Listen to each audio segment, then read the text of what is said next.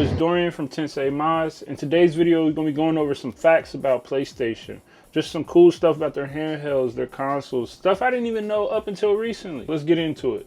Now, y'all know I love me some PlayStation. If I had to pick one console to play on, it would definitely be PlayStation. Don't get me wrong, I still love Xbox, I still love Nintendo. It's just what I grew up on, so it's definitely my preference. Look at this Monster Hunter PSP 3000 here.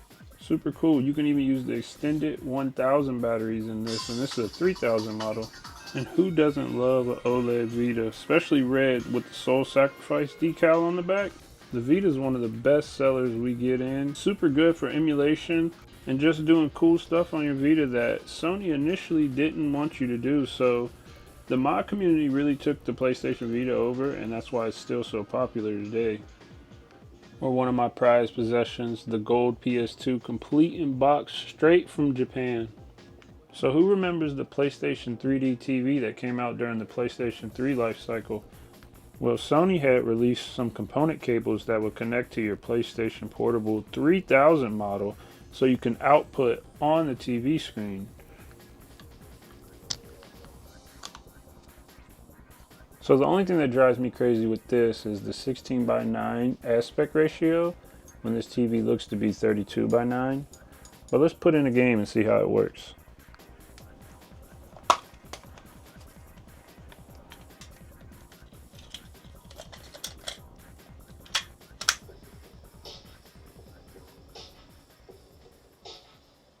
So this is definitely a feature I didn't use growing up playing the PSP.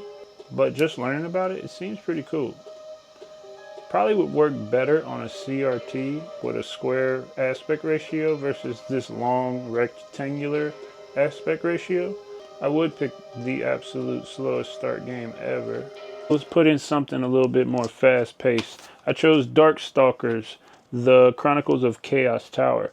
This game is very nostalgic to me, even though I didn't really play it that much. I just remember it being one of the first PSP games I got for my PSP. Will you hear that disc? It's slow. Slow loading times. It actually still really looks good. I mean, me personally, I love sprite-based, like 2D sprite-based fighting games. I'm not a big fan of 3D sprites, unless it's Tekken.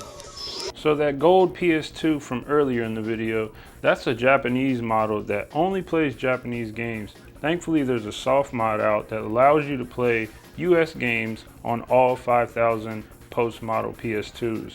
So all you need is a free McBoot card, a cheap USB stick, drag and drop a couple files. I'll leave a link in the description. Launch the ULFAT, launch Mechapon, and you got a Japanese model PS2 playing US-based disc games. If you're kind of like me and you're addicted to physical media, this is a real treat. Also, another quick tip, you can buy an 8-bit-O receiver for your PlayStation 2 and use PS4 controllers. So I got this gold PS4 controller, partner with my gold PS4 down there. It's sweet. Another cool thing with OPL is you can play backups from an SSD or a hard drive. There is no real benefit of using an SSD other than it doesn't create any heat, and it loads a little bit faster, even though technically the PS2 can't benefit from SSD speeds. I noticed that the game list loads up a lot faster than using a standard hard drive. So there's still a couple upgrades I want to do for my PlayStation 2, like the USB-C power upgrade and the knock to a fan, so it'll be completely silent. Yeah, technically I could play all my PS2 games on a Legion Go or a PC, but it just don't hit the same. I swear it doesn't hit the same. Even with the upscale 4K textures, all that stuff, I just like playing on original hardware. So here's a sort of uncommon PlayStation Portable. 3000 model, Metal Gear Edition. It came with a little pouch. I wish I had the box. I don't, but it's super clean. I love this thing, man. Like, you do not see this PSP very often. Metal Gear being one of my favorite series. I just got the Cyborg Ninja tatted a couple weeks ago. What's cool with PSPs, even though I don't dabble in it, is they're basically little PlayStation 1 portable machines. They could play every PS1 game once you mod them. But now that we're on the topic of PlayStation 1, there's one console I would love to add to my collection. In 1997, PlayStation 1 released a dev kit for the public for like indie-based developers to create their own games. It was $700 at the time, which is like equivalent to $2,000 a day. Super cool console, all black. I think today it charts around like 1.5 loose. Eventually I'm gonna add one to my collection. Correct me if I'm wrong, but I'm pretty sure they released it in a magazine you had to call and order it, which was unheard of at the time. I'm pretty sure there wasn't a lot of people ordering those and getting them shipped to their house in 1997, so the console is really obscure. So that's just a small amount of PlayStation stuff that I've learned about recently. Well, I wouldn't say recently, but over the last couple years.